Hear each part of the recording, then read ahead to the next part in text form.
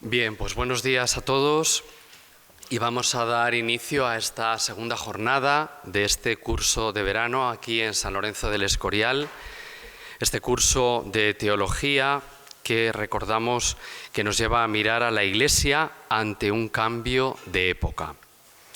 En esta ocasión tengo la suerte y el honor de presentar a María Álvarez de las Asturias Bohórquez, que es la conferenciante que nos va a brindar la siguiente disertación. María nació en Madrid, está casada y es madre de 4 hijos. Es licenciada en Derecho por la Universidad Pontificia de Comillas, ICADE, aquí en Madrid también, como sabéis. Licenciada en Derecho Canónico por la misma Universidad Comillense y se ha especializado a lo largo de estos últimos años en los temas de matrimonio y familia. María pertenece al Ilustre Colegio de Abogados de Madrid y es, entre otras cosas, miembro de la Asociación Española de Canonistas. Además, es fundadora del Instituto de Orientación Personal y Familiar Coincidir. Tenéis una página web formidable de este instituto en www.coincidir.es. Y entre las muchas publicaciones de María, bueno, pues voy a destacaros algunas que tengo aquí en su currículum. Por ejemplo, una que está publicada con Lucía Martínez Alcalde y que se titula Más que juntos, cómo disfrutar del matrimonio desde el sí quiero. Esta obra está editada en la editorial Palabra, aquí en Madrid, el año pasado. También María ha publicado La nulidad matrimonial, mitos y realidades, que está editada en Digital Reasons, Madrid, año 2020. Con Nicolás Álvarez de las Asturias y con Lucas Buch ha publicado Una decisión original, guía para casarse por la Iglesia, editada también en la editorial Palabra, Madrid, en el año 2017. Además de todo esto, María ha publicado diversos artículos y temas de reflexión en las revistas Palabra, Hacer Familia y también en la conocida revista Vida Nueva. Al mismo tiempo tenéis muchas de sus reflexiones y de sus pensamientos volcados en el blog Coincidir. María tiene también un blog suyo propio que se ubica en www.estaporvenir.com y que os invito, bueno, pues a conocer de primera mano porque tiene materiales muy interesantes. El título de la conferencia que María nos ofrece esta mañana pues es Acompañar las rupturas y las situaciones olvidadas. Hemos visto que es una gran especialista en matrimonio y familia y por eso este tema pues tiene una conexión muy fuerte con este ámbito que ella conoce de primera mano. Te agradecemos, María, que hayas viajado nada menos que desde San Sebastián para acompañarnos aquí esta mañana en este curso que tenemos en San Lorenzo del Escorial y que, como todos sabéis, pues pertenece a los cursos de verano de la Universidad Complutense de Madrid. Esperamos, María, que te sientas en casa aquí con nosotros y a partir de ahora pues somos todo oído para ti. Gracias. Muchas gracias por una presentación tan cariñosa y por la invitación. Gracias a todos por estar aquí y agradezco enormemente la invitación de este centro universitario que ha pensado que desde mi formación jurídica y mi práctica eminentemente jurídica tenía algo que aportar para mejorar la vida de las familias y de los matrimonios, porque el derecho, como les voy a explicar, tiene muy mala prensa, ¿no? Entonces, que alguien reconozca que el derecho tiene algo bueno que decir me alegra especialmente. Uno de los principales servicios del derecho es recoger en la legislación la verdad sobre el matrimonio y la familia, porque no es la ley la que crea el matrimonio, sino al contrario. La ley debe reconocer una realidad preexistente, una realidad natural, que por su importancia para las personas y para la sociedad en general debe ser tutelada y protegida. Es verdad que la ley nos da los mínimos sobre los que se puede fundar un matrimonio y después es el espíritu, el amor, el que lo lleva a plenitud, pero hay algo muy importante ahora mismo, y es que desde mi punto de vista, dado que las legislaciones civiles, al menos de nuestro entorno, han perdido el sentido del matrimonio natural y no lo recogen en las leyes, la única legislación que sigue recordándonos y proponiéndonos el matrimonio tal y como es, con sus propiedades y elementos esenciales de forma natural, es la legislación de la Iglesia. Y esto supone una dificultad cuando tratamos con personas no creyentes, porque casi todos los que nos rodean piensan que lo que propone la Iglesia sobre el matrimonio es para católicos y además católicos muy frikis, cuando no es así, porque es la única legislación, vuelvo a decir, que sigue recogiendo el concepto de matrimonio natural. Por tanto, es una propuesta para todas las personas. Bien, la Iglesia recoge todo lo que tiene que ver con el matrimonio porque lo ve como un bien inmenso, y es este reconocimiento de que es un bien inmenso lo que ha llevado al Papa Francisco a poner el foco en el dolor de las rupturas matrimoniales. La Iglesia nos habla del daño que supone el divorcio y, sobre todo, de las heridas que causan las rupturas. El Papa no se queda en una mera teoría, sino que baja a respuestas concretas. Acaba de publicar un itinerario sobre preparación al matrimonio, en el que pide una reforma del acceso al matrimonio, que es urgentísima, y anuncia ya la publicación próxima de otro documento de acompañamiento para las parejas que han experimentado el fracaso de su matrimonio y viven en una nueva unión o se han vuelto a casar, lo que conocemos últimamente como situaciones irregulares. Destaco esto porque la preocupación de Francisco, por tanto, no es teórica, sino que nos baja mucho al terreno. Y si nos encontramos así en sintonía con lo que está pidiendo el Santo Padre, pues es una buena oportunidad para que respondamos a lo que el Señor nos pida y nos llame a hacer en este terreno, ¿no? Hasta hace poco, cuando se producía una ruptura, todavía hoy, la urgencia ante una separación es una respuesta jurídica. También en la Iglesia hemos dado una respuesta casi únicamente jurídica. Y es verdad que es muy importante, pues en las separaciones, todos los acuerdos de patria potestad, de régimen económico, todo esto. Pero el proceso jurídico no puede dar respuesta a otros elementos que se ven afectados en la ruptura principalmente, antes que lo que recoge el derecho, que son pues las heridas que llevan a la ruptura de una pareja, las heridas que se producen a lo largo de la ruptura, las heridas que se producen después de la ruptura y la necesidad de elaborar un duelo ante un fracaso de un proyecto personal, de un proyecto de vida, y cómo afrontar el futuro. Entonces, me parece que es muy importante, junto al abordaje jurídico, una figura añadida que no es competencia, porque es un desastre cuando nos ponemos, sobre todo en la Iglesia, en modo competencia, ¿no? No, esto lo voy a hacer yo solo. Estamos para colaborar, para buscar el bien de las personas, de los que vienen a nosotros. Entonces, el acompañamiento no es competencia de otro tipo de ayudas, desde luego de la ayuda jurídica, pero el acompañamiento es necesario también para atender estos aspectos psicológicos, emocionales, y en el caso de personas creyentes también los aspectos espirituales, que se ven muy sacudidos en momentos de debilidad como suponen las rupturas. Bien, me gustaría explicar qué es y qué no es una situación irregular, porque hablamos mucho de situaciones irregulares con bastante confusión. Entonces, voy a explicar brevemente las diferencias entre separación, divorcio y nulidad, porque me parece que no se entienden generalmente bien. La separación es el cese de la convivencia existiendo un matrimonio válido. El divorcio es la ruptura de un matrimonio válido existente. Un matrimonio nulo es aquel al que le falta algún elemento para surgir válidamente y por tanto no se rompe, sino que no llega a nacer. Yo comprendo que esto suena muy técnico, pero el concepto de nulidad, que también recogen las legislaciones civiles, surge por el respeto absoluto de la Iglesia a la verdad y a la libertad de los contrayentes.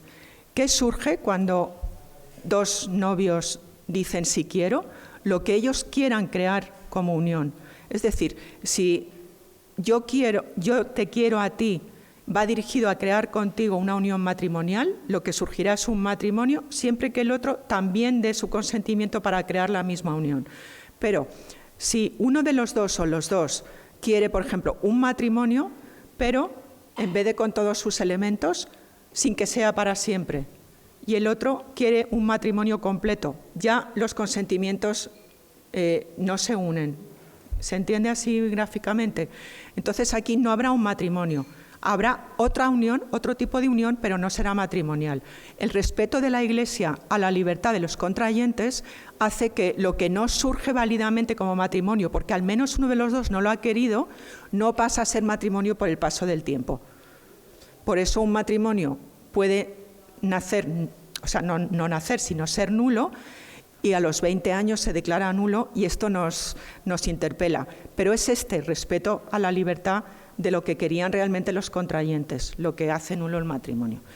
Bien, sobre la separación, la Iglesia lo que nos dice es que si uno de los cónyuges pone en grave peligro espiritual o corporal al otro o a la prole, es motivo suficiente para separarse. Si uno se separa en estas condiciones, no constituye una falta moral, no es pecado y no está en situación irregular, porque tengo ejemplos concretos de personas que me dicen, esta persona se ha separado, entonces no puede comulgar. Bueno, además de separarte, que estás en un momento de crisis y de necesidad de ayuda total, te están impidiendo acercarte a los sacramentos sin fundamento ninguno. Quiero decir que mucho cuidado con estos juicios de valor de se puede o no se puede recibir los sacramentos. Una separación en sí es un dato insuficiente para empezar, para saber cuál es la situación moral de una persona, pero en cualquier caso la separación no rompe un matrimonio. ¿Qué se pide a una persona separada? Lo que se nos pide a todos los casados, que mantengamos la fidelidad al cónyuge. De manera que la separación no es una situación irregular. Será una situación de las que llamamos irregulares, que tampoco es muy acertado el nombre, si uno entabla una relación con una tercera persona que no es el cónyuge. Esto sí. Bien. Sobre el divorcio, lo que dice la Iglesia y el punto de partida es que la indisolubilidad del matrimonio es un bien inmenso y, por tanto, se defiende enormemente. La Iglesia no crea el matrimonio como realidad indisoluble, sino que lo recibe de la realidad natural y lo defiende y lo enseña.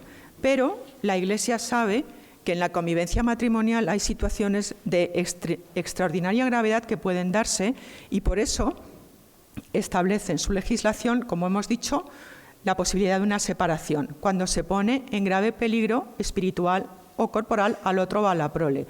Por ejemplo, pues si hay un caso en el que uno de los dos tiene comportamientos patológicos o tiene comportamientos violentos contra el cónyuge o contra la prole, es una falta de respeto a la dignidad de las personas que no se debe consentir y que la Iglesia tampoco anima a consentir, que esto es otra dificultad. Que el matrimonio sea indisoluble no quiere decir que la Iglesia nos anime a tolerar situaciones de falta de respeto a la dignidad de las personas. Está en el catecismo y está en la ley de la Iglesia, ojo. Entonces lo que la Iglesia dice es, ante situaciones de este tipo, lo que hay que hacer es salir de esa relación y poner a salvo la propia persona y a los niños. En la separación no se rompe el vínculo. En el divorcio, la Iglesia no reconoce que nadie pueda romper un vínculo matrimonial nacido válidamente. Pero tenemos leyes de divorcio en nuestra legislación y hay católicos que acuden al divorcio. ¿Cómo explicamos esto? Pues en el número 2383 del Catecismo, y me interesa citar el número para que puedan ustedes acudir a él si alguna vez tienen dudas, en el número 2383 el Catecismo dice: si el divorcio civil representa la única manera posible de asegurar ciertos derechos legítimos, el cuidado de los hijos o la defensa del patrimonio puede ser tolerado sin constituir una falta moral. Lo explico. Lo explico, que ya veo esas caras de... Pero quería citarlo textualmente porque es un número muy importante para lo que estamos hablando. Lo que dice la Iglesia es, en esas situaciones de extrema gravedad en las que se pone en peligro bien la integridad física, por ejemplo, violencia, abusos, o bien la integridad patrimonial, uno de los cónyuges tiene una ludopatía y está poniendo en peligro el bien de la familia porque se está jugando todo el patrimonio de la familia. Hay que poner fin a esta situación por salvaguardar fines muy importantes, como son la integridad de la familia. Se puede acudir al divorcio sin que esto constituya una falta moral. ¿En qué condiciones? Pues si es la única posibilidad de poner a salvo esos bienes. Entonces, ¿qué pasa en España? Pues en España lo que pasa es que si uno de los dos cónyuges pide el divorcio, los jueces lo van a conceder. De manera que a lo mejor nos puede parecer que acudiendo a la separación estos bienes ya estaban suficientemente salvaguardados. Pero si el otro pide el divorcio, en vez de entrar en una lucha de decir yo no me voy a oponer al divorcio por razones morales, es mejor aceptar ese divorcio sabiendo que ese divorcio no rompe nuestro matrimonio, que nuestro vínculo conyugal nadie lo puede romper, y desde luego no un juez civil, pero que ese divorcio lo estamos usando para salvaguardar estos derechos fundamentales personales y patrimoniales. ¿Se entiende esto? Entonces, acudir al divorcio en estas condiciones no es una falta moral, por tanto, no es pecado, y no te sitúa en situación irregular, por tanto, puedes comulgar. Estar divorciado, igual que estar separado o igual que estar casado o soltero, es un dato insuficiente para saber si una persona está en disposición o no de recibir los sacramentos. Lo que pasa es que somos muy rápidos juzgando, pero hay que tener mucho cuidado y hay que ser muy prudentes en la valoración de las situaciones de las personas divorciadas, porque se encuentran con que se hace un vacío alrededor de ellos. En la Iglesia, cuando uno está en una situación de ruptura, y me consta porque recibo y agradezco, ¿no?, públicamente a las personas que vienen y que confían en mí para estos acompañamientos, recibo el sufrimiento de muchas personas de ambientes de Iglesia que dicen, cuando me separé se hizo un vacío a mi alrededor y mi comunidad, mi parroquia, mi grupo, mi movimiento dieron un paso atrás, como cuando tú soluciones tu situación, entonces ya veremos, según sea esa respuesta que te dé, no sé muy bien quién, volveremos a acogerte o no. Entonces, ojo con estas valoraciones. A una persona que está en un momento de debilidad y de sufrimiento, lo que hay que hacer es, muy al contrario, arroparla más y ayudarle a ver cuál es la verdad de su situación personal y moral. Bien,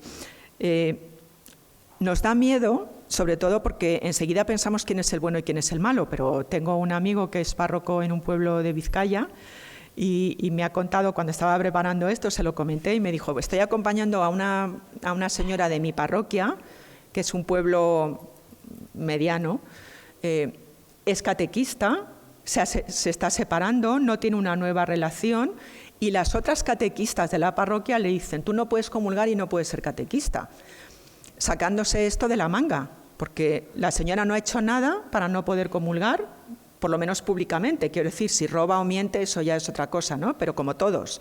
Es decir, por su situación matrimonial no está privada de recibir la comunión y nadie ha dicho que porque te estés separado, no puedes ser catequista. Entonces, rápidamente somos los fieles los que echamos piedras contra otros en vez de acogerlos, ¿no? Bien, el Papa Francisco nos está diciendo, yo creo que una de las enseñanzas más claras de este pontificado es la necesidad de un discernimiento caso por caso, sin recetas generales. Esto es lo que tenemos que hacer cuando acompañamos una ruptura. Cada caso es distinto, cada caso es un mundo y hay que ver todas las circunstancias. Desde fuera vemos muchas veces solamente una capa que no siempre coincide con la realidad, porque yo en mi experiencia como defensora del vínculo, cuando alguna vez me ha tocado alguna causa de personas que sabía quiénes eran, lo que se ve por fuera y lo que se ve cuando empiezas a ver lo que hay de verdad en una familia muchas veces no tiene nada que ver. Entonces, Se lo oí una vez al obispo de Bilbao, que ahora es arzobispo de Burgos: somos rápidos en el juicio y lentos en la misericordia. Y esto se me queda aquí, ¿no? Debemos ser al revés: rápidos en la misericordia y lentos al juicio, o mejor evitarlos. Como nos cuesta evitarlos, mejor lentos. Bien. Entonces, ¿qué es o no es una situación irregular?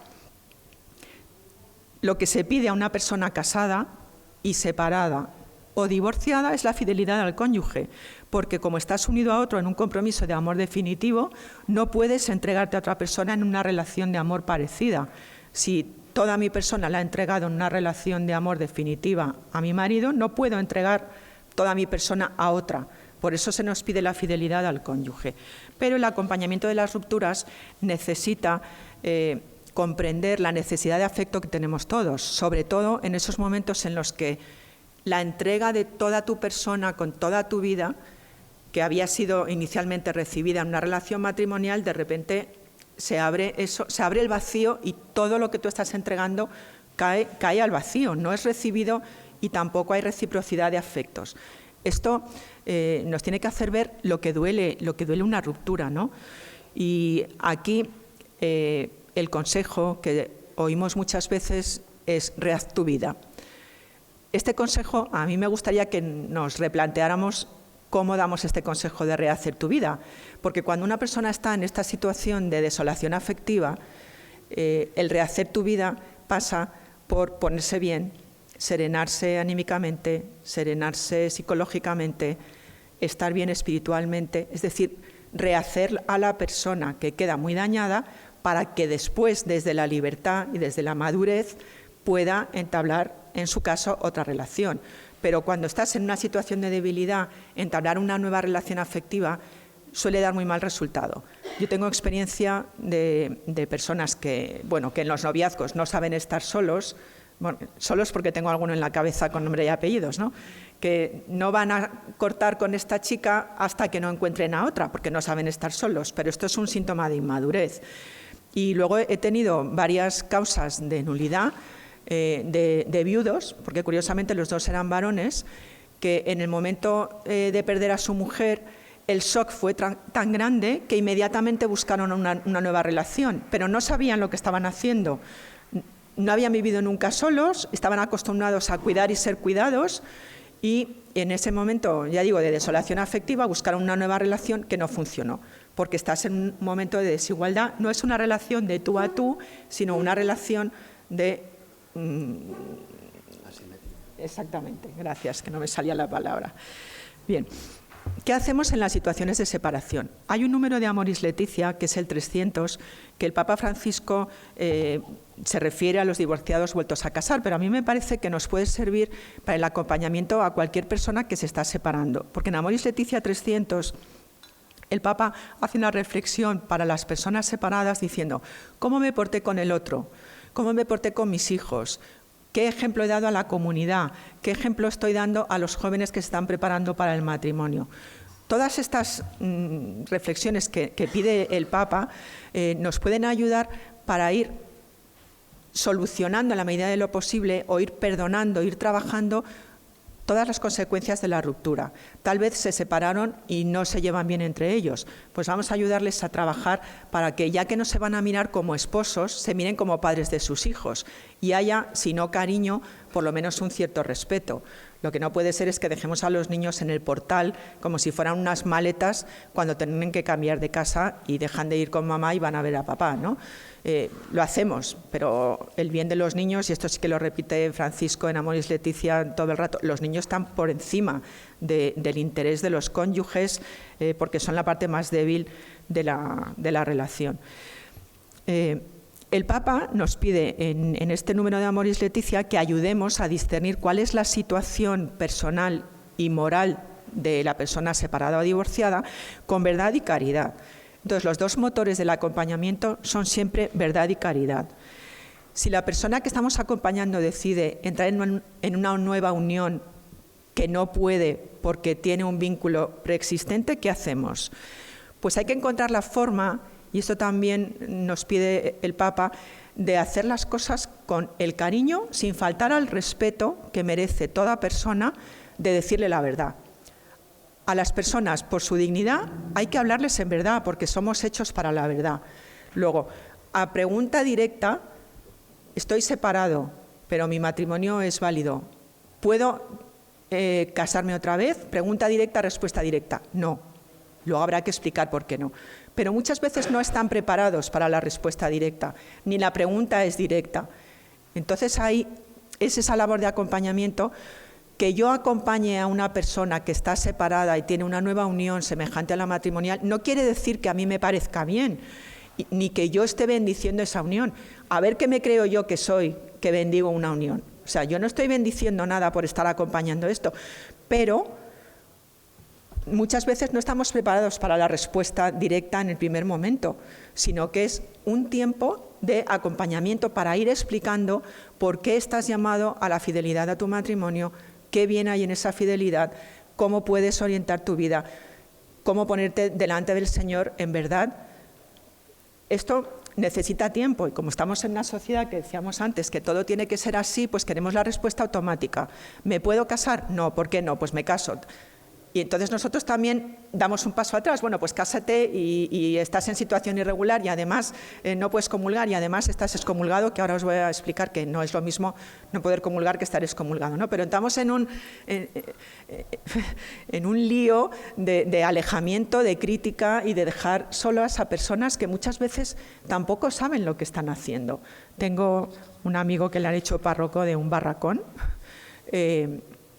en Madrid y me decía el otro día, tengo 4 o 5 familias que vienen a misa, nada más que 4 o 5, y el otro día viene una de las madres a confesarse y me dijo, como nos ha explicado el otro día que hay que venir a misa el domingo y si no es pecado, es que yo no lo sabía. Bueno, estamos en un nivel de formación tan bajo que muchas veces las personas hacen cosas porque no saben que la Iglesia te está diciendo que ese no es el camino, que vayas por otro lado. Entonces, la necesidad de explicar, la necesidad de tener paciencia, de abrirles los ojos poco a poco, de agradecer la luz que hemos tenido otros en muchos momentos y transmitir esa luz, ¿no? Luego, hay algo también a tener en cuenta, que es que a veces en las parejas que están en lo que llamamos, es que a mí no me gusta lo de situación irregular porque ya es como una etiqueta, pero bueno, nos entendemos así porque es la expresión que usamos. En las parejas que están en situación irregular a veces se da la conversión de uno de los dos, pero no siempre a la vez. Entonces aquí hay una dificultad añadida. Tengo, por ejemplo, también casos concretos en la cabeza en los que ella se convirtió, me decía, María, yo me convertí porque íbamos al parque con nuestros hijos y con nuestros vecinos y por pura envidia, porque los demás tenían algo que mi marido y yo no teníamos y lo único que tenían es que iban a la parroquia y celebraban juntos y tal, y entonces yo me acerqué a ver qué hacían porque estaban más contentos que nosotros y les iba mejor en su familia y ella se convirtió, pero el marido no. Ella estaba casada, se había casado civilmente con su marido actual y quería solucionar su relación. Pero claro, el marido no estaba receptivo porque decía, ¿por qué me estás diciendo que este matrimonio no es matrimonio? En fin, hay figuras jurídicas que pueden ayudar a solucionar estas situaciones irregulares. Pero hay que tener la paciencia de ir despacio, porque no se puede presentar al Señor que esta mujer ha descubierto como el amor que le propone una forma de vida mejor como competencia para su marido. Ahora llega Dios y me arranca a mi mujer. Esto no es, tampoco es esto lo que pide el Señor. Entonces, la paciencia de hacerles ver, de caminar con ellos y también, ¿por qué no?, de buscar las respuestas jurídicas, que muchas veces no las buscamos. En ese caso, pues se solucionó bastante rápidamente, ¿no? Bien. Si estamos la preocupación por las situaciones irregulares no nos puede hacer olvidar al cónyuge abandonado que permanece fiel a su vínculo. Como esta señora que os contaba del párroco, que su marido se ha ido, ella se está separando porque tampoco tiene opción. Si el otro no quiere quedarse, pues es que no hay opción. Y además de que te quedas sola, las catequistas le dicen que no puede ser catequista y no puede comulgar, con lo cual ya tenemos el pack completo, ¿no?, del desastre. Entonces, al cónyuge que se queda solo y que permanece fiel al vínculo, contra los que les recomiendan que rehagan su vida y contra los que les dicen que no pueden acceder a los sacramentos, hay que cuidarles también especialmente. Si estamos en una posición en la que tenemos que tomar decisiones, pues también verdad y caridad. Entonces, a lo mejor si tenemos a una persona que está conviviendo con otra que no es su marido o su mujer, pues no es la persona más apropiada para dar los cursos de preparación al matrimonio. Pero de ahí a echarles del coro, tengo unos amigos que se han casado civilmente, ya no nos dejan cantar en el coro de la parroquia. Hombre, pues entre una cosa y otra creo que hay un abanico de posibilidades enorme, ¿no? Porque es la forma de echarles de la Iglesia. Ninguno de los romanos pontífices, de los pontificados que yo conozco, ha dicho que si estás separado o divorciado en nueva unión, no puedes ir a misa. Lo que no podrás es comulgar, pero no dejes de ir a misa. De hecho, en Familiares Consorcio está clarísimo. Quiero decir que no hay un cambio de Juan Pablo II a Francisco. Es un magisterio continuo, ¿no? Y lo que hace una persona que va a misa y sabe que no puede recibir la comunión y se queda sentado sin recibir la comunión, es un testimonio enorme del valor de la indisolubilidad del matrimonio y de la presencia real de Cristo en la Eucaristía. Porque si no creemos que es Cristo, te levantas y te comes ese pan. Si total, es un trozo de pan. Cuando te quedas sentado es porque sabes que en ese trozo de pan no es pan, sino que está el Señor. Y que tú en ese momento no estás preparado para recibirle. Entonces es un testimonio, pero viendo así las cosas cambian bastante, ¿no? Y luego lo que les decía antes, que hay que distinguir no poder recibir la comunión de estar excomulgado. Porque enseguida decimos, estás excomulgado. Bueno, estar excomulgado en la Iglesia es una pena, es como la cárcel. Si haces delitos extremadamente graves, pues además de ser un pecado, hay algunos que tienen una pena, digo, que equivaldría a una pena de multa o de cárcel en la legislación penal. Por ejemplo, un atentado contra la integridad física del Santo Padre tiene una pena de excomunión, ¿no? Pues divorciarte no tiene pena de excomunión. Lo que pasa es que como estás en una situación en la que no respetas la fidelidad a tu cónyuge, esto va contra el sexto mandamiento y por eso no puedes comulgar, pero no es pena de excomunión. Entonces, ojo porque también la etiqueta, ¿no? Estás comulgado. No, no estás comulgado. Y hay posibilidades. El otro día en Twitter decía un señor, el que roba, el que mata, el que viola, tiene posibilidad de arrepentirse y volver a recibir los sacramentos. ¿Por qué un divorciado no? Y yo pensaba en esto, que estaba trabajando, ¿no? Primero, no sé, si usted solamente está divorciado, pues a lo mejor no recibe los sacramentos por desconocimiento. Si está divorciado en nueva unión, hay posibilidad de solucionar las cosas y de entrar en una forma de vida en la que puedas recibir los sacramentos. Así que se lo digo porque si ustedes reciben confidencias de personas que están sufriendo por estas situaciones, no duden en preguntar, porque muchas veces sí que tenemos soluciones disponibles que por desconocimiento no utilizamos, ¿no? Bien, la nulidad de matrimonio, que es un poco mi especialidad, o ha sido mi especialidad, pues desde mi punto de vista plantea un problema, y es que muchas veces lo consideramos como la solución con mayúsculas, la única. Un matrimonio está roto en la Iglesia, pues que vayan a la nulidad y si es nulo ya está, ¿no? Claro, esto lo podrán leer porque no les quiero aburrir, pero a mí me parece que surge de un concepto muy positivista de las leyes. Esto es también como si fuera magia, ¿no? Las leyes no son magia y lo que tiene que ver con el Señor muchísimo menos. Entonces, me acuerdo una chica que vino a consulta. Primero vino el marido, nos lo remitía un profesor del colegio, entonces el marido me dijo que él no quería volver con su mujer. Pues si no quieres volver, nosotros trabajamos para solucionar las cosas. Si tú no quieres, pues lo que puedo hacer es llamar a tu mujer y ofrecerle acompañarla en ese duelo que tiene que hacer para aceptar tu decisión. Entonces, cuando vino ella, lloraba y cada vez lloraba más. Y después de varios paquetes de Kleenex, consiguió explicarme que había ido a hablar con su párroco y el párroco le había dicho, si tu marido pide la nulidad y se la dan, pues ya está, ¿no? Y entonces cuando me contaba eso, cada vez lloraba más. ¿Por qué? Porque cuando tú te has entregado a otra persona del todo, como decía antes, y quieres que ese amor sea recibido, y se te abre el mundo así, y lo que eres tú, que eres un regalo, cae en el vacío, te han partido por la mitad cuando el otro se ha ido. Y eso no lo soluciona una declaración de nulidad. Que el proceso puede ser sanador en alguna medida, pero no podemos pensar que es automático. Necesita, lo que les estoy insistiendo, de un acompañamiento para entender por qué se ha llegado a esta situación de ruptura, qué cosas he podido hacer yo, qué heridas traía de antes que han contribuido a la ruptura, qué heridas tenía el otro que han contribuido a la ruptura, cómo puedo enfocar el futuro solucionando lo que yo haya podido hacer mal en esta relación para no encadenar otra relación que tampoco funcione. Y todo esto no es automático y desde luego no se hace en un tribunal de justicia. Tenemos que arropar a las personas con el acompañamiento que pide Francisco en la reforma de los procesos de nulidad, porque nos hemos quedado solamente en la reforma, que les voy a resumir muy brevemente, pero no hemos entrado en las reglas de procedimiento que también explica el Papa, de cómo poner en marcha todo este acompañamiento en los procesos de nulidad. Bien, y además es que los matrimonios fracasados no siempre son nulos. Entonces, mucho cuidado con decirle a una persona, si te has separado, pide la nulidad que te la van a dar, porque este consejo no se puede dar nunca. Habrá que ver en qué circunstancias se casaron, en qué circunstancias se han separado. Y esto es difícil de entender también a veces porque sería muy cómodo para todos que cualquier matrimonio roto se pudiera declarar nulo y nos evitábamos las situaciones irregulares.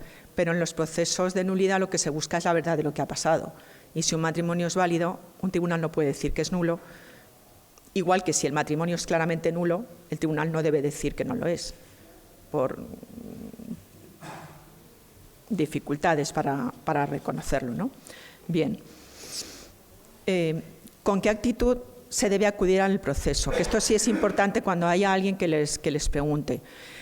La actitud debe ser buscar la verdad de cuál es mi propia situación ante Dios, si puedo o no puedo entablar una nueva relación. O hay muchas personas que dicen, no me quiero volver a casar ni quiero nada, pero quiero saber si esto que he vivido es válido o no. Por ejemplo, tengo una chica que vivió desde el viaje de novios un auténtico calvario. Pero estas cosas pasan y muchas veces uno no se explica cómo han podido vivir 20 años. Pues porque el viaje de novios ya fue raro, él tuvo un comportamiento extraño, pero ella era una chica joven, se acababa de casar. ¿Cómo vuelves del viaje de novios y le dices a tus padres, oye, pues mira, es que la verdad es que este chico pues no es lo que era en el noviazgo? Se debe decir, ¿no? O sea, por eso los que preparáis novios, la vuelta al viaje de novios es fundamental. A ver cómo ha ido el viaje de novios, porque los viajes de novios no siempre son luna de miel. Y es un momento importantísimo. ¿Cómo ha funcionado el viaje de novios? Bueno, el caso es que esta chica siguió con él, ya se quedó embarazada. Cuando vienen los niños, ya todo el mundo decide, ya no me voy a separar hasta que mis niños sean mayores. Bueno, ha vivido 20 años de horror, ¿no? Y lo que ella me decía es, yo quiero saber si esto que he vivido realmente es matrimonio, porque me cuesta pensar que cuando Dios ha pensado en el matrimonio haya pensado en lo que yo he vivido. O sea, que no todas las personas van a una nulidad matrimonial para rehacer su vida, como decimos habitualmente, sino porque quieren saber la verdad de lo que ha pasado. Efectivamente, si eso no ha sido una relación matrimonial, para ella es un alivio. Porque, bueno, yo he vivido esto que ha sido horrible, pero esto no es lo que Dios pensó cuando inventó el matrimonio, que es un invento muy bueno. Bien.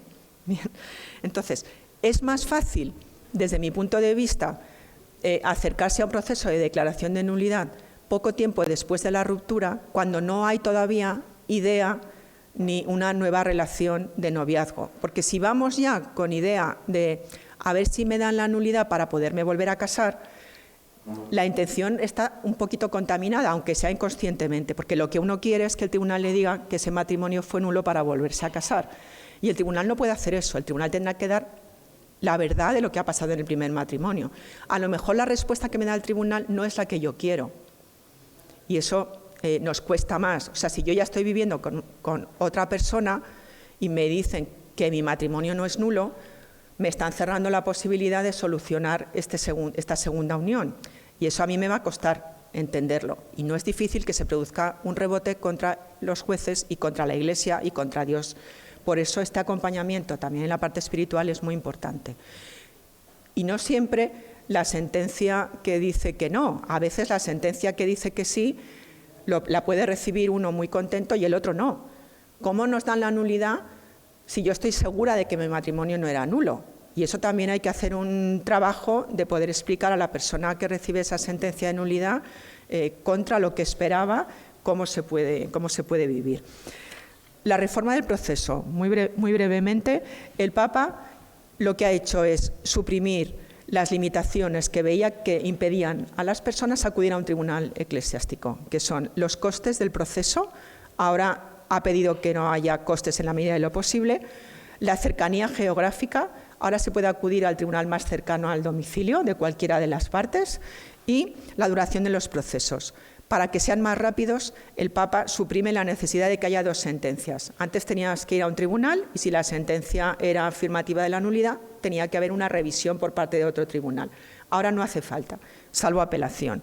Y introduce un proceso más breve que se puede llevar ante el obispo, porque el Papa en la reforma, que es muy exigente, porque el Papa lo que dice es: los que trabajáis en los tribunales eclesiásticos lo tenéis que hacer también, que no haga falta que un tribunal superior supervise lo que estáis haciendo.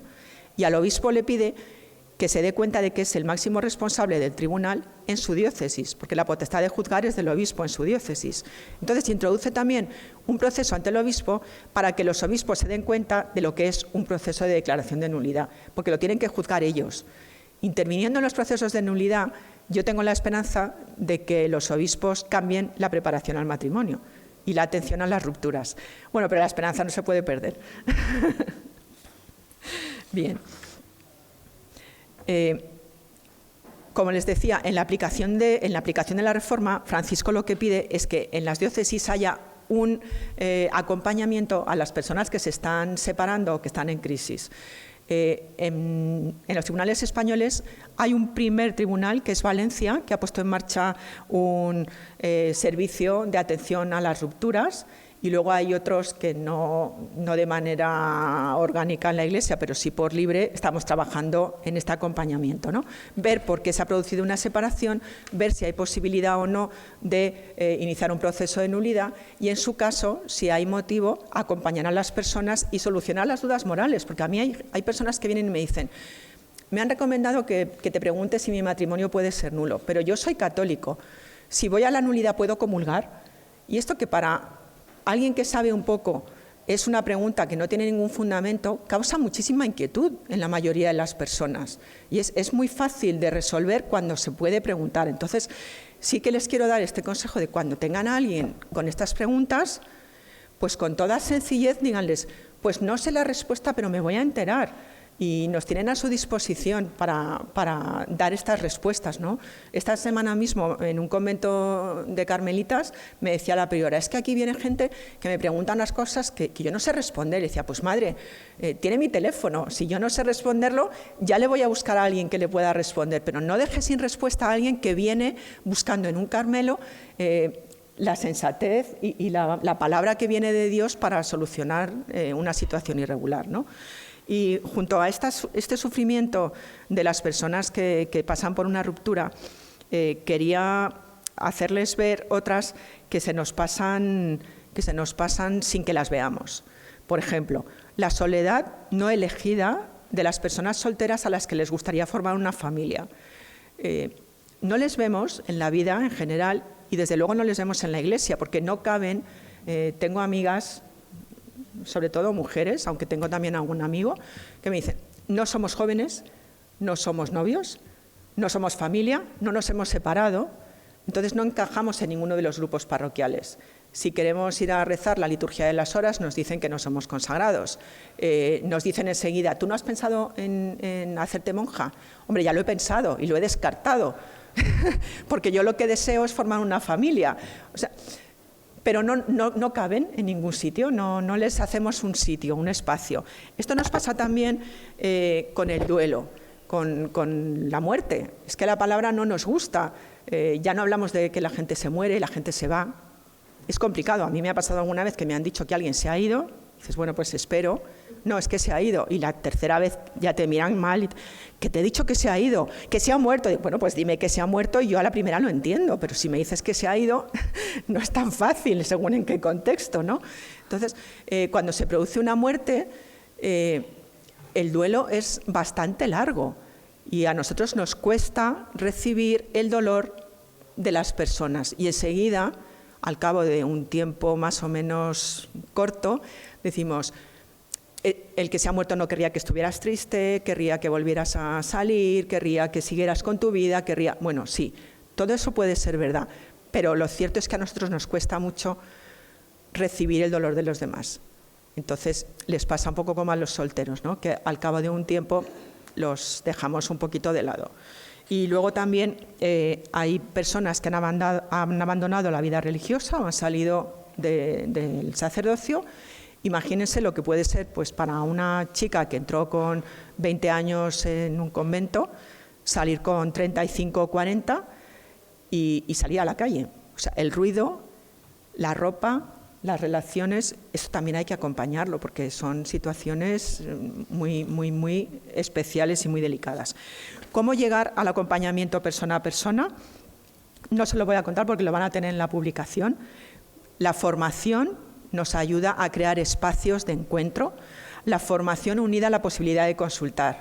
Yo esto lo digo siempre porque yo no puedo crearles aquí una inquietud de, pues esto que ha dicho María me parece interesante, ¿cómo se puede hacer? Y que luego se tengan que buscar la vida para hacerlo. Si algo de lo que yo he dicho les ha parecido interesante, les tengo que dar la posibilidad de que me pregunten, María, ¿esto cómo se hace? ¿O esto quién me puede ayudar? Esto, entonces, formación con posibilidad de recibir una consulta. Sí. La orientación personal y familiar, que es cuando alguien quiere hacer cambios en su vida sin que haya un conflicto. Pues veo que me podía ir mejor de esta otra manera, que en la orientación, por ejemplo, de pareja, pues los problemas de comunicación. Nadie está hablando de una separación ni está a la vista, pero pues discutimos mucho. O siempre que se menta a tu madre o a la mía, saltan los platos, ¿no? Como dice el Papa. Bueno, pues eso, nadie se va a separar, pero podemos hacer cosas que mejoren nuestra relación. Esto es la orientación. La mediación de resolución de conflictos, que funciona muy bien, es lo que nosotros hacemos, que es cuando sí está a la vista una ruptura, mediar entre las partes para que lleguen a acuerdos para evitar esa ruptura, solucionar los conflictos y que sigan adelante y además sigan contentos, no que sigan como con la cruz al hombro, ¿no? O sea, tu marido o tu mujer no es la subida con la cruz a cuestas, es un camino de santificación en el amor y en la alegría. Y luego la mediación de ruptura, porque como les estoy contando desde hace un rato, hay que acompañar todos estos procesos de ruptura, reforzarles como padres si tienen hijos y sostenerles a cada uno personalmente para que puedan rehacerse como personas. Y luego hay un recorrido que he descubierto providencialmente a lo largo de este curso, que es el recorrido Nicodemo, que hacen las hermanas alcantarinas, las hermanas franciscanas alcantarinas en Arenas de San Pedro, en Ávila, tienen un recorrido que se llama Nicodemo, que está dirigido a personas solteras o en esta soledad de viudos, separados, divorciados o personas que han salido de una consagración entre 35 y 50 años. Evidentemente no son unos grupos para encontrar novio, pero son muy interesantes porque constan de 5 encuentros el primer año y 3 encuentros el año siguiente. El primero es más destinado a curar las heridas afectivas de las personas que van. El segundo es más dirigido a ponerse a la escucha de lo que el Señor quiere. O sea, tenemos la hermana soltera que se ha quedado al cargo de nuestros padres porque todos los demás nos hemos casado y no es una elección. Y lo vive con fastidio, con rabia. ¿Y por qué? Bueno, pues primero sanamos las heridas afectivas y después ponernos a la escucha de lo que el Señor quiere. Tal vez el Señor nos está llamando a ocuparnos de nuestros padres, pero es distinto una vocación que una imposición o una selección por eliminación de los demás, ¿no? Me ha parecido muy interesante y ahora mismo hay plazas para el encuentro de agosto. O sea que si alguno... Hermanas franciscanas alcantarinas, pero yo le doy luego el contacto si quiere, tranquilamente.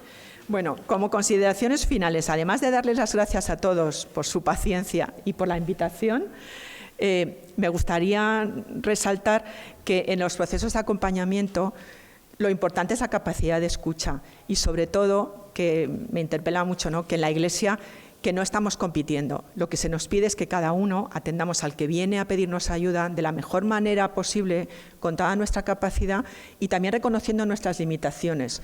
Yo no puedo llegar más que hasta aquí, pero no te preocupes que hasta donde yo puedo yo te acompaño y cuando no pueda te voy a buscar a alguien que te va a seguir acompañando y aquí me tienes en lo que pueda hacer. Pero que no vemos a la gente como un caso, como un cliente, como un número o como alguien que nos va a aportar un beneficio económico, sino como una persona que necesita ser cuidada y querida. Muchísimas gracias.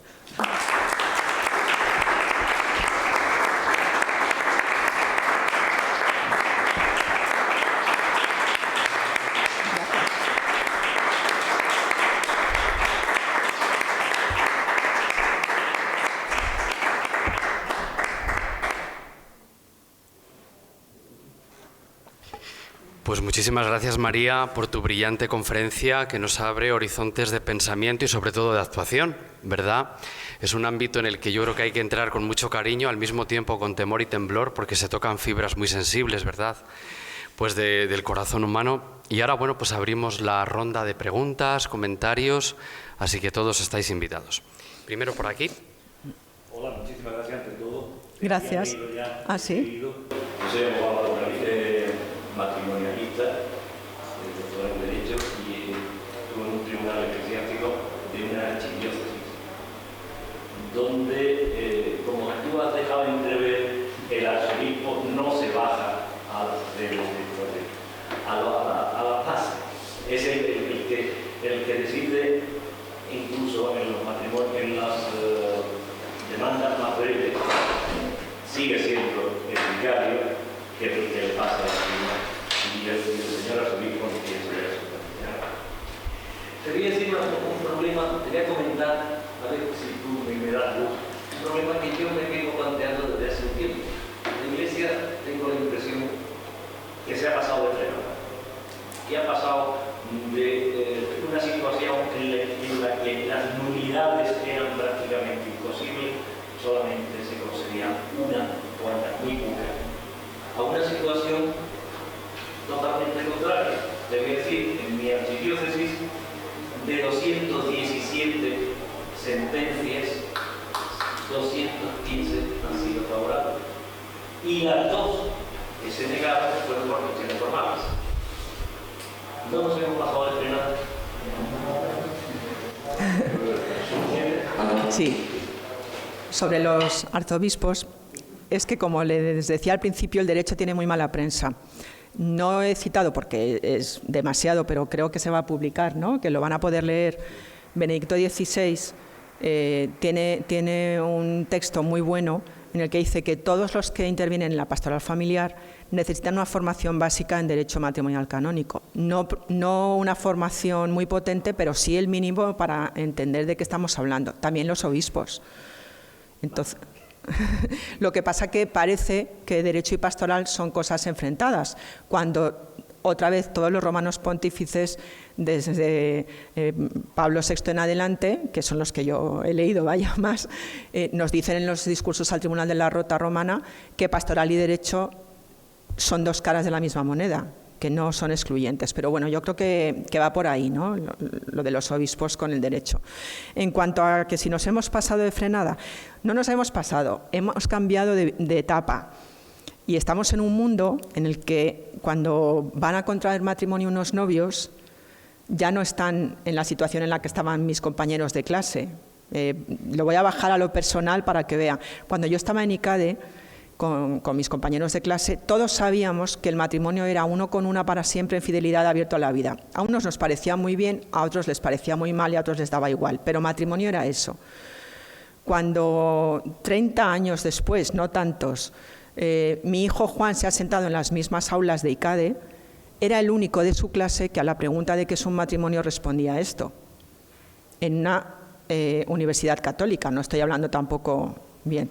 Entonces, el influjo de las leyes civiles ha cambiado la mentalidad y ahora la gente no sabe lo que es realmente un matrimonio, porque piensan que es una unión que se puede disolver a voluntad de cualquiera y que no es que ¿qué es el matrimonio? Nada, una unión temporal, afectiva, o sea, se ha perdido el concepto de matrimonio.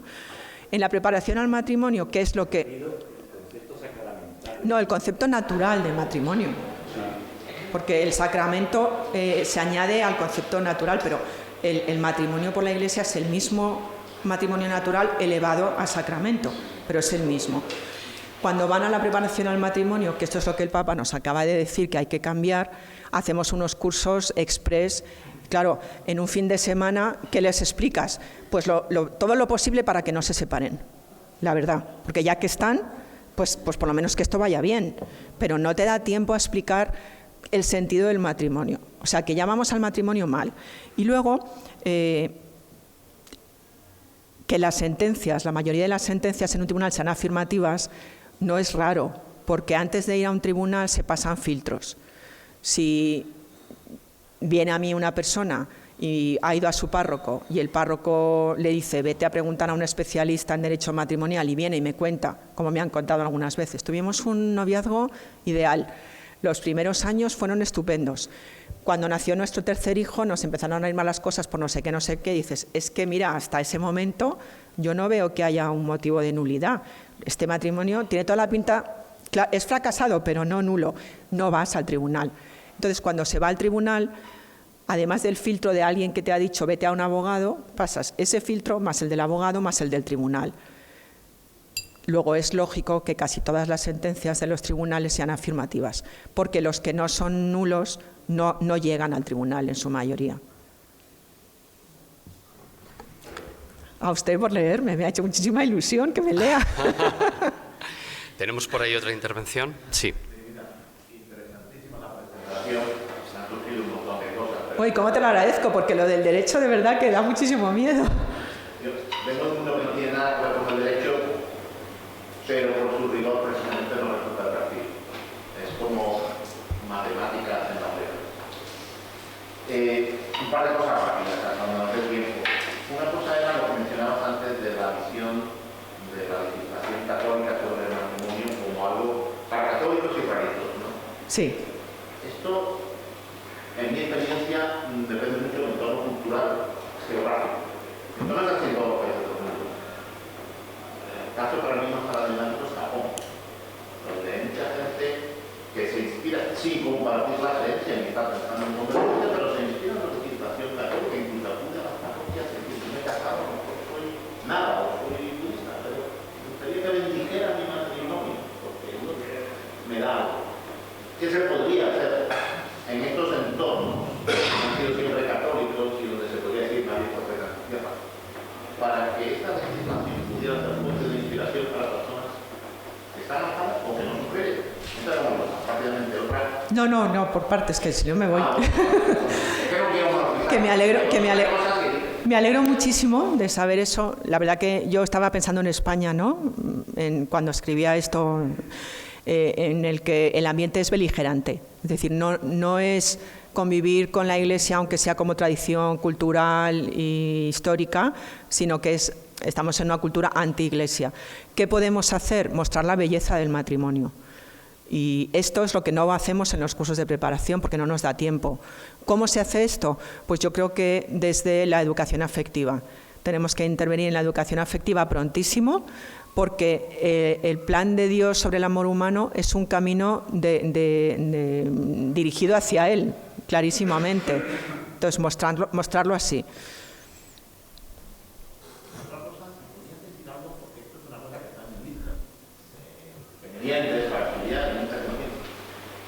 Hay algunas legislaciones nacionales, y siempre lo digo, el caso de Portugal, nunca he tenido tiempo de verificarlo, donde el matrimonio civil indisoluble está recogido. Pues no me consta, pero hay voces que pedimos que también la legislación española, que admite la posibilidad de cualquier tipo de relación, admitiera un matrimonio civil indisoluble, pero no están por la labor. Y luego, una cosa que no iba a mencionar por ser breve, pero bueno, a raíz del comentario de este caballero sobre haberse pasado frenada, me ha inspirado para decirlo. Los procesos de nulidad, mi experiencia no es relevante estadísticamente para nada, pero he visto en tres países diferentes. El grado de rigor y los requerimientos varían mucho. Sí. Varían bastante. De hecho, antes de esta reforma había circunstancias que te permitían elegir el tribunal. ¿Había circunstancias? Que te permitían elegir el tribunal. No. Algunas. El caso que yo conozco, dos personas de nacionalidad española que admiten nuestra caso su matrimonio y deciden lanzar la nulidad después de llevar 6 años de residencia permanente en otro país de los que podían elegir hacerlo en España o hacerlo en otro país. Pero, de hecho, el Papa, la reforma de Francisco facilita todavía más. Entonces, a lo que yo voy es, al haber visto estas diferencias, ¿hay visos de que esta reforma regularice, uniformice los procesos en todo el mundo y sea verdaderamente un derecho más sin libertad? Siempre se ha hablado de derecho canónico como el único derecho universal en el sentido de que un abogado canonista, en principio, Sí, conoce el derecho. Bien. Desde mi punto de vista, que lo he apuntado antes, es una reforma muy exigente por lo que he dicho, que el Papa pide que todo el que trabaja en un tribunal eclesiástico lo tiene que hacer con un rigor jurídico y profesional total, que sin perder de vista que lo que está buscando es la verdad y por tanto no es dueño de declarar que las cosas son lo que no son. La reforma de Francisco no es más exigente porque pone la exigencia en las propias personas. Entonces, en ese sentido, si un tribunal no lo hace bien, ya no tiene la supervisión del Tribunal Superior. ¿Quién debe cargar ahora con la responsabilidad? Yo creo que el defensor del vínculo. Porque el defensor del vínculo es el que tiene que apelar la sentencia si no se ha hecho bien algo del proceso, si la sentencia no da respuesta, o sea, carga más sobre el defensor del vínculo. Entonces, el Papa también, y me gusta muchísimo que lo diga, porque nos creemos que somos el centro del mundo, ¿no? Los tribunales de España no tenían estos problemas que soluciona la reforma de Francisco, pero claro, a lo mejor en Argentina o en la India, para el tribunal más cercano te tienes que ir 600 kilómetros. No se puede pedir que tengas que ir varias veces, con ir una ya sería suficiente, ¿no? O sea que el Papa da respuesta a la situación de países que no somos nosotros, pero también tiene el peligro de que como todo, ¿no?, de que la confianza que pone el Papa en los tribunales de la Iglesia no se vea correspondida por el trabajo.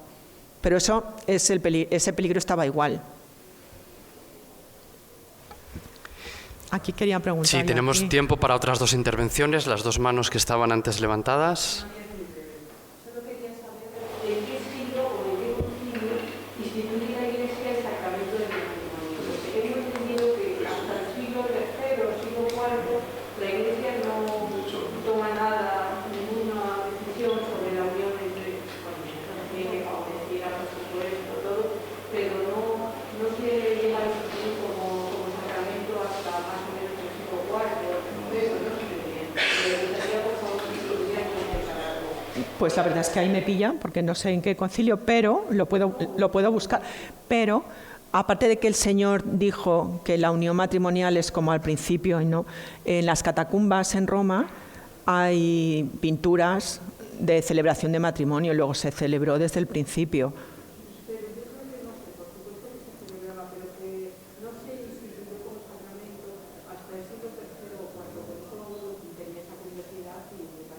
Lo que pasa que tampoco otros sacramentos, ¿no?, como sacramento así. Son 7 y solo 7 es 30. Ya, pero quiero decir que, que reconocer la penitencia, la Eucaristía, así como llamarlos sacramentos, ahí me ha pillado, pero me enteraré. Los 7 y solo 7 era en Trento, me parece, Enrique, ¿no, Juan Antonio? Pero ya lo que es la codificación concreta del matrimonio, quizás tú, Juan Antonio, sabes, Trento. Pues nos vamos al siglo XVI, nada menos. Tenemos por aquí, tenemos la intervención de esta otra señora antes de irnos al descanso. Sí. Bueno, primero, gracias por la intervención, me ha gustado mucho. Gracias. Y luego una pregunta del desconocimiento, ¿no? Cuando según hablaba de todo el proceso de acompañamiento a la vacuna, según hablaba yo me iba imaginando que era un grupo de gente, o sea, no sé, pues tendrá que haber psicólogos o tendrá que haber personas que acompañen de manera espiritual, aparte de la parte jurídica. En cada diócesis hay un equipo. Qué buena pregunta. Sí, lo bueno es trabajar en equipo. Entonces, Las ventajas que tiene la orientación familiar o este acompañamiento sin más etiqueta, solo acompañamiento en general, es que hay muchas personas a las que todavía les asusta pues ir a un psiquiatra o ir a un abogado o ir a un sacerdote, ¿por qué no? Y en cambio, la posibilidad de acompañar de una manera, cuéntame qué te pasa, yo te voy a ayudar a encontrar quién te pueda dar esa respuesta, te puede hacer ver a ti mismo que tienes la necesidad de un psiquiatra o de un abogado, entonces ya tomas tú la decisión. Por eso, los que trabajamos en este campo, trabajamos en equipos. Porque, por ejemplo, si una persona con casos en la cabeza necesita atención psiquiátrica, no basta con que él vaya al psiquiatra. A su familia hay que ayudarles a que vean que esta persona no se levanta de la cama por la mañana no porque sea un vago, sino porque no puede. Cómo convivir con una persona que tiene un trastorno obsesivo o cómo no dejarles solos, porque nos hemos encontrado con matrimonios que han estado yendo él a su psiquiatra, ella a su psiquiatra, pero ¿alguien os ha visto a los dos? No, esto no. Y en las diócesis funcionan los centros de orientación familiar, que suelen tener un servicio con todos los... No todos funcionan bien, o sea, depende, pero en general sí funcionan y en casi todas las diócesis hay. Muy bien, muchas gracias. Sí, ya vamos a... Complemento lo que dice ella. Hay algunas causales, como el 1925-2 y 1925-3, que exigen la presencia de un psicólogo en el caso. Muy bien, muchas gracias a María, a todos ustedes. Vamos a tener un rato de descanso hasta las 12, donde la doctora Yanire nos hablará sobre el abuso de poder en la Iglesia. Que descansen y carguen fuerzas porque el tema siguiente también es peliagudo. Gracias.